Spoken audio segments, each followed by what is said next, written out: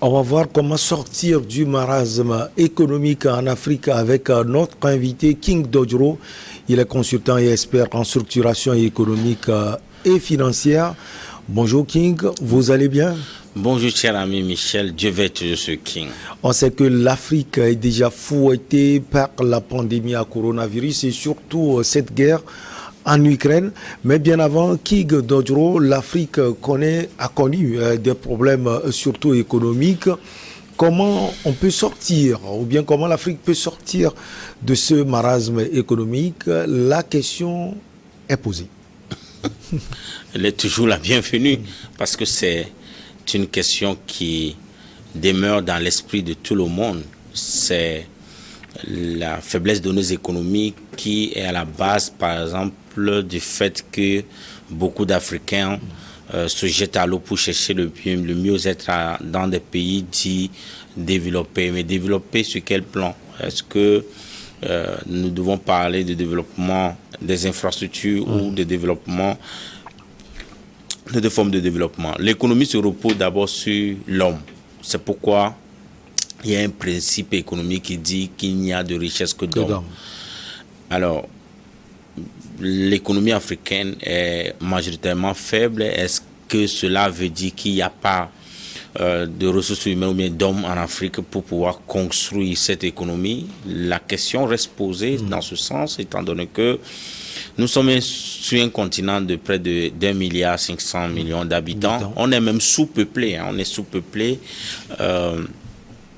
mais c'est quand même un très grand marché, surtout que l'économie se bâtit sur la base de l'expression des besoins des humains ou des hommes. Donc, une fois que les besoins sont exprimés, là, on cherche à les satisfaire par des offres qui viennent combler ces besoins. Et c'est ainsi que l'économie se crée.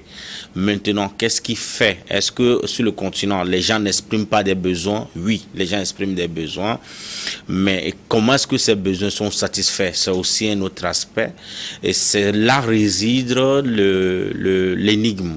Ou bien c'est là réside plutôt la problématique liée à la faiblesse de nos économies ou la stagnation de l'économie des pays africains en général. Alors nous pouvons commencer dans un premier temps, voir comment est-ce que après l'indépendance, les pays africains ont abordé le sujet. Unanimement, ils se sont orientés d'abord sur l'extraction minière. Ils ont commencé à financer leur budget de fonctionnement sur la base des activités minières et recevaient des droits donc de contrepartie à travers ces activités pour pouvoir financer les travaux d'infrastructure dans un premier temps. C'est comme si on a défini le développement sur uniquement dans le sens de construire des infrastructures, alors que en fait le vrai développement commence d'abord par le développement des humains. Le développement des humains se repose sur d'abord la qualité de la formation que l'individu reçoit, qui impulse la dynamique de l'être humain dans sa contribution dans son espace, dans l'espace économique dans lequel il vit. Si la personne reçoit une formation qui est en inadéquation avec les réalités de créer de la richesse ou bien créer des valeurs, l'individu ne sera pas productif. Donc, du moment où l'individu n'est pas productif, même si il est citoyen d'un territoire donné, du fait qu'il n'est pas productif, il ne contribue pas donc à l'activité économique véritablement. Vous avez des hommes, mais à la fin de la journée, la règle économique que je viens d'évoquer ne va pas s'appliquer parce qu'il y a l'incapacité à pouvoir créer de la richesse due au fait que la formation reçue n'est pas adéquate pour créer de la valeur. Alors, c'est d'abord ces premières analyses qu'il faut ressortir pour comprendre qu'en fait, il est vrai qu'en Afrique, on a de la population, on a des hommes, mais le manque de productivité est à la base de la faiblesse de nos économies. Ok, le manque de productivité va grandissant en fait, c'est-à-dire que au fur et à mesure que les temps passent, que les années avancent, même les habitudes alimentaires changent au niveau des pays africains, ce qui décourage toujours la productivité, où les gens ne cherchent qu'à acquérir des choses pour acquérir des biens pour satisfaire leurs besoins de consommation sur la base de l'importation. Donc du coup, ce qui crée les chaînes de valeur, qui est d'abord la production, n'existe pas. Donc du coup, on a de véritables problèmes pour pouvoir occuper les gens. Donc c'est pourquoi vous allez voir que le taux de chômage est très peu élevé en Afrique, parce que les gens ne créent pas, ne sont pas dans un circuit de production. Donc qu'est-ce qu'il faut comprendre? En fait, essentiellement, cette situation économique des pays africains est due essentiellement à notre modèle économique qui est basé sur l'importation majoritairement, en fait. Et on le dira toujours, qu'il faut à un moment donné aller vers la production. D'autres diront que oui, on a besoin de financement, mais je dis non souvent. Le tout commence par la créativité. La créativité veut dire quoi? C'est la créativité qui crée l'argent. Sans la créativité, si votre projet que vous avez, ce que vous voulez faire, il n'y a pas de la créativité dedans, il ne va pas créer de l'argent, parce que le bon projet attire l'argent. Le bon projet ne cherche pas l'argent. Parce que si aujourd'hui, vous voudrez bien sûr aller dans la production et que vous devez vous baser sur des matières premières à importer, vous aurez du mal à décoller, parce que vous aurez besoin de financement d'une banque pour pouvoir y arriver. Mais je vais faire une démonstration pour dire qu'en fait, pour pouvoir créer de la richesse, ce n'est pas de l'argent on a besoin, mais on a besoin du génie. Donc, de par les formations, on devait développer plutôt l'aspect créativité auprès des Africains pour qu'ils s'adonnent à la recherche. De ces recherches, créent des solutions pour améliorer leurs conditions de vie. D'où vous allez voir qu'en fait, l'artisanat n'est pas trop développé en Afrique, parce qu'il manque de créativité. Tous les pays industrialisés aujourd'hui sont d'abord passés par l'artisanat. De l'artisanat que l'amélioration a conduit à l'industrialisation de production en chaîne. C'est un parcours qu'un enfant fait. Un enfant qui veut marcher, dans un premier temps, doit apprendre à s'asseoir, après à ramper, après ramper et marcher, après il va courir dans la cour. Mais si vous voulez d'un seul coup marcher, l'enfant qui naît aujourd'hui, qui veut marcher d'un seul coup, il ne va pas vivre les différents processus de l'évolution de l'être humain. Même si on le fait marcher par magie, et après tout, il va tomber, il va s'écrouler, parce que ses muscles ne sont pas développés de façon naturelle, pouvant soutenir l'endurance dans la vie. Donc, les Africains ont intérêt à commencer le processus dès le départ et apprendre d'abord à développer le secteur artisanal, qui commence d'abord par la fabrication du pilon et du mortier.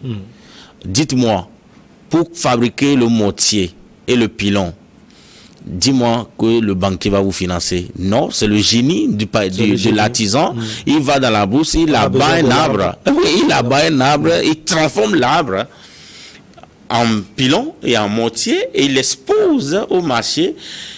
Si aujourd'hui il a une capacité de produire 10 par semaine et que demain il a une main d'œuvre, il produira 20. Il faut aussi avoir les arbres. Il produira 15. Donc c'est ainsi que quand il abat un, il plante un autre à la place. Ouais. C'est toute une programmation.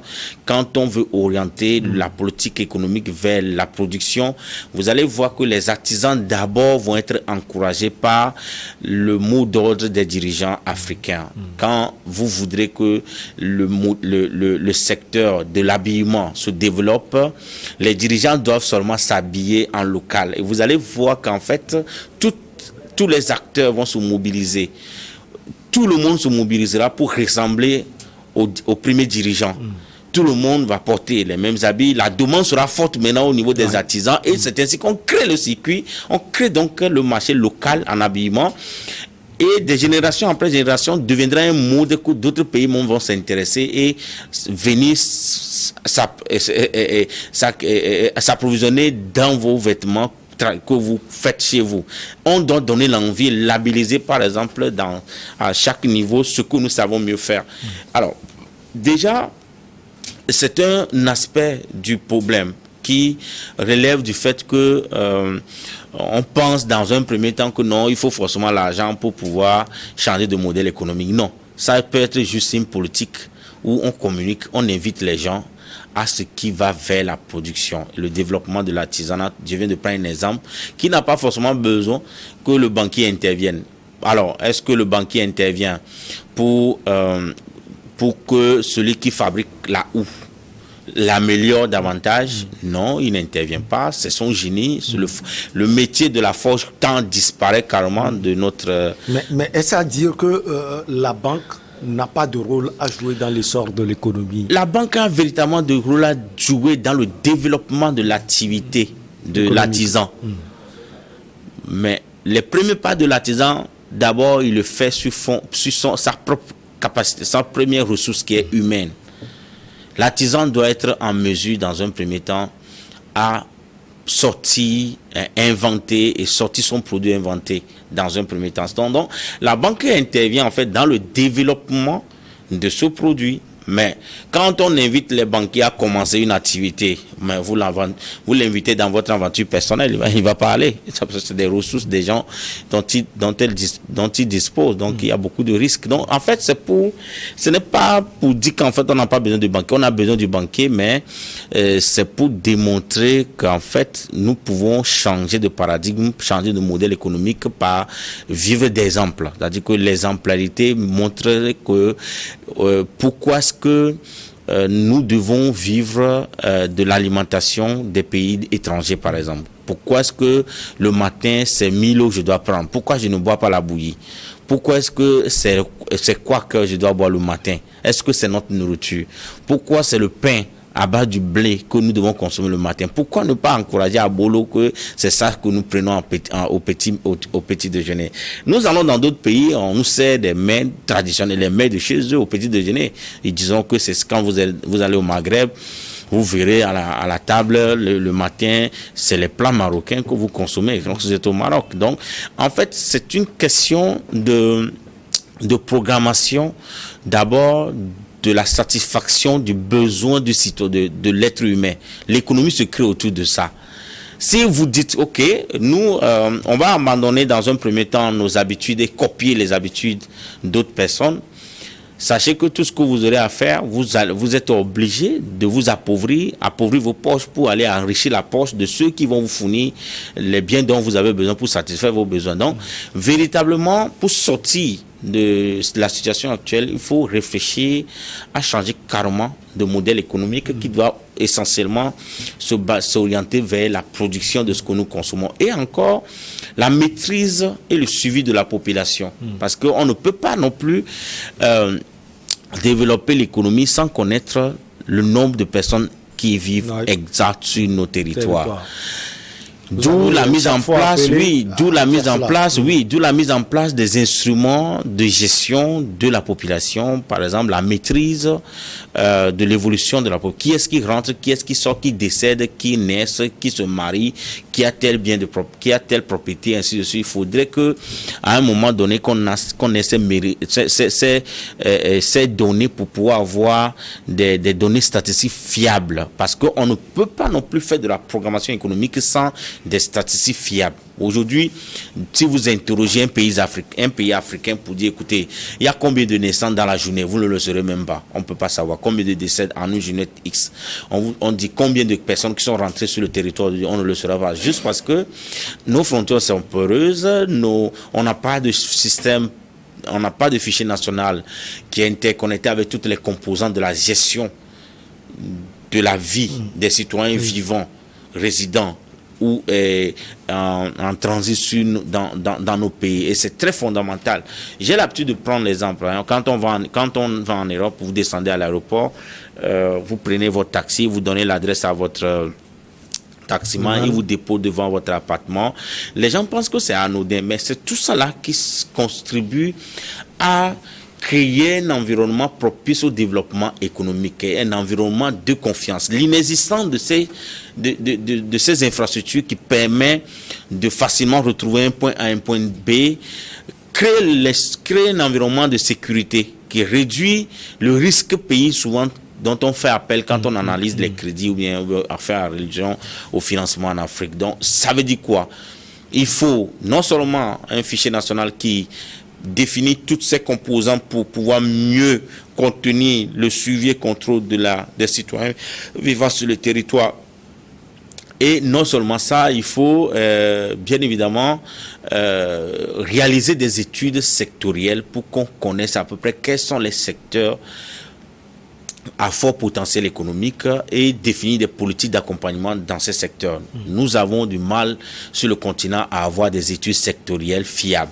C'est pourquoi le banquier a du mal souvent à analyser certains dossiers de demande de crédit parce qu'il n'y a pas de données sectorielles à partir desquelles il pourra bien évidemment donner son avis sur le compte d'exploitation, par exemple, que quelqu'un aurait fait avec des chiffres, comment il a défini le coût de revient de son produit, comment il a défini la marge bénéficiaire, est-ce que ça parle de quelles données, il fait peut-être des scénarios pessimistes ou bien optimistes pour pouvoir garantir aux banquiers que quelles que soient les situations, je peux rembourser mes prêts. Donc l'absence de ces données sectorielles est due au fait que nous n'avons pas de données fiables sur le plan statistique.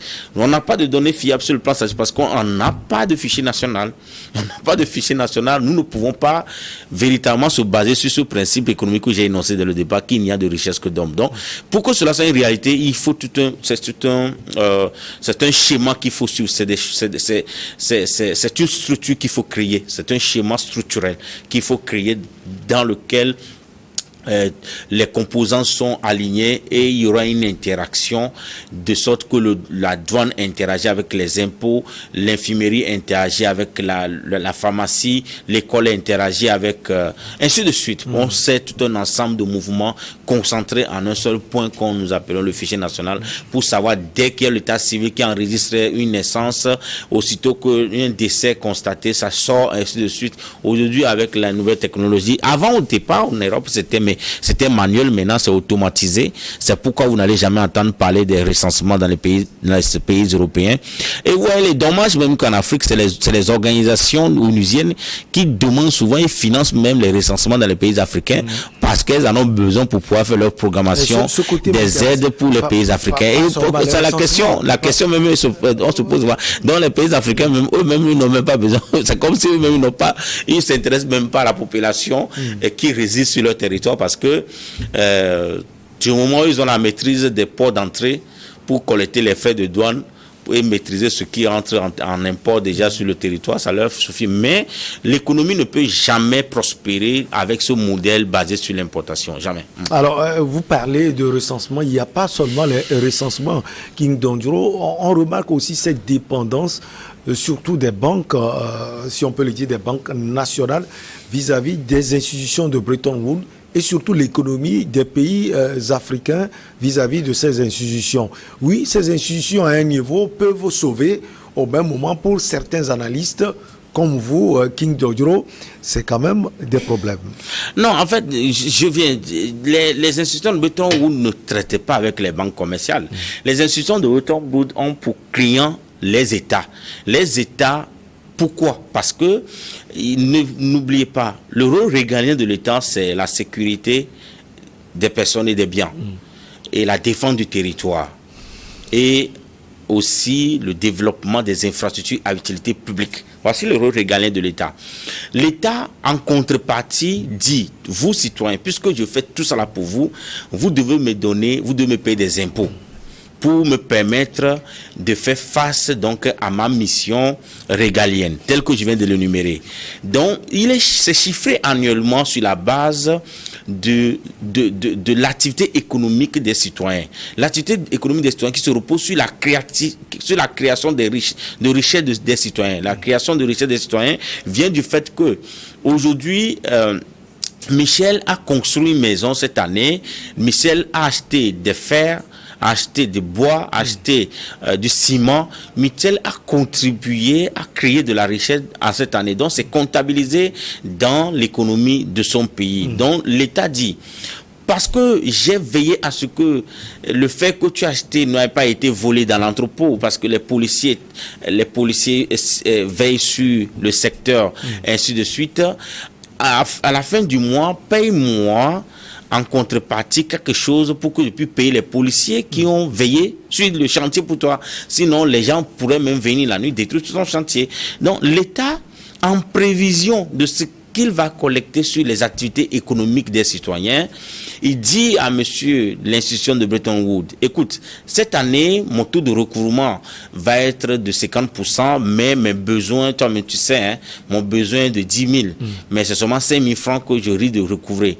Donne-moi un prêt de 3 000 que je vais pouvoir te rembourser sur 5 ans, parce que les autres années, je vais faire l'effort de recouvrer 60%. Ou 70% pour pouvoir te payer. C'est comme ça le schéma il est fait. Donc c'est à l'État que ces institutions accordent des prêts pour leurs besoins de fonctionnement et non aux citoyens lambda qui créent de la richesse à partir de laquelle l'État collecte des impôts pour pouvoir financer son budget de fonctionnement. Alors, ça, c'est là la nuance. Alors la dépendance là, elle ne peut pas peser sur l'économie nationale? Non, pas du tout. Ben, en fait, ça ne pèse pas sur l'économie nationale. Seulement que quand l'État est trop endetté auprès de ces institutions de Bretton Woods, c'est dû au fait qu'il y a une faiblesse de création de richesse localement, ce qui rend l'assiette fiscale très faible. Donc l'État a dos au mur. Et c'est ça qui conduit certains États des fois à être des États fiscalistes parce que ils doivent beaucoup, il faut qu'ils honorent leurs engagements vis-à-vis des institutions de Bretton Woods. Donc du coup, où est-ce qu'il faut trouver l'argent? Il faut créer beaucoup d'autres taxes ou impôts pour pouvoir espérer faire beaucoup plus de recouvrement et aller rembourser les dettes contractées auprès de ces institutions. En fait, ça fragilise beaucoup plus nos États. Parce que la banque commerciale, pour financer l'activité de ses clients, mobilise une partie des épargnes à travers des DAT, ainsi de suite. Ce n'est pas la Banque mondiale qui donne l'argent à une banque commerciale pour pouvoir financer la femme qui importe du riz. Non, ce sont les épargnes que la banque utilise dans des mesures de la réglementation pour financer l'activité locale. Et c'est ça la pertinence même de dire qu'en fait, il suffit seulement qu'on booste la production locale. Il y aura plus de création de richesses locales, de revenus localement. Donc, l'assiette fiscale va être conséquente. Donc, du coup, nos États ne dépendront plus des institutions de Bretton Woods. Donc, c'est la faiblesse de création de revenus ou de richesses qui conduit la plupart de nos États à l'endettement. D'autres viennent s'applaudir pour dire qu'ils se sont endettés comme si c'était une bonne chose. Non, c'est la carence au niveau de la compétitivité sur le plan local dans le secteur économique, ou alors c'est la faiblesse de la création de richesses localement qui conduit souvent nos États à aller s'endetter parce que le taux de recouvrement étant faible sur les activités économiques. Donc, quand vous avez une économie de 5 milliards de dollars et que vous faites votre budget de fonctionnement tourne autour de 2000 milliards, vous aurez du mal. Vous aurez du mal, sachant que il n'y a pas généralement de civisme fiscal dans nos pays, donc vous aurez du mal à recouvrer véritablement vos droits fiscaux pour pouvoir faire face à vos budgets. Donc, on a intérêt dans nos États, nos dirigeants ont intérêt dans nos pays africains à se pencher, à tirer les leçons de ces crises successives, d'abord de Covid qui a fermer toutes les frontières.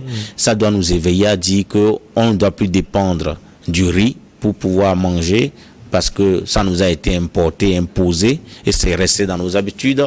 Développer les secteurs céréaliers, le mil, le sorgho, le maïs, développer le secteur du manioc, développer le haricot, développer tout et puis ne pas... et puis encore plus grave, les pays africains sont proches mais sont tellement éloignés à tel enseigne qu'un jour... Il y a la question des frontières. Oui, un jour je suis allé au Cap-Vert, on mange l'igname vient du Portugal alors que les Portugais c'était ça au Ghana. Donc c'est quand même incongru. Donc il y a également la méconnaissance des marchés africains qui contribue également à la faiblesse de notre économie. On sait que le Cameroun produit assez de pommes de terre. Pourquoi est-ce que l'Ivoirien n'achète pas des pommes de terre au Cameroun et ça va commander ça jusqu'en Afrique du Sud?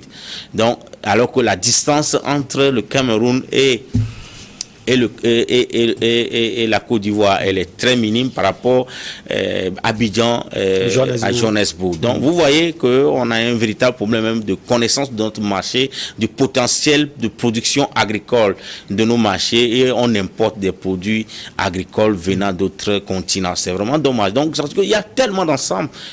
Effectivement, c'est le manque d'études sectorielles qui fait que si on vous dit quelles sont les données de production réellement de pommes de terre au Cameroun, on a du mal à le sortir pour rendre le pays compétitif sur le rang des pays qui produisent de pommes de terre. Donc du coup, les populations qu'on produit la pomme de terre, elles consomment. Quand c'est le surplus, ça pourrit, elles jettent ça dans les marchés. Parce que les dames qui font de bail ensemble n'ont pas pu acheter tout pour pouvoir écouler sur le marché local. Et pourtant, le Nigeria à côté en a besoin en quantité industrielle et import du Nigeria.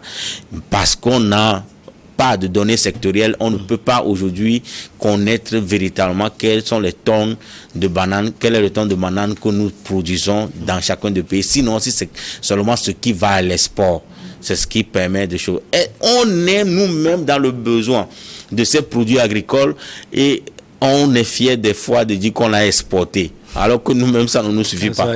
C'est tellement terrible en fait. C'est terrible. C'est toujours un plaisir de vous avoir sur ce plateau, King Dodjoro. On devient plus spectateur. Ça a été un plaisir, King. On se retrouve la semaine prochaine. Merci beaucoup, cher ami Michel. Toujours avec le même plaisir. Allez, on va marquer la pause pour le journal est derrière. On revient avec nos invités pour votre émission Regard Croisé.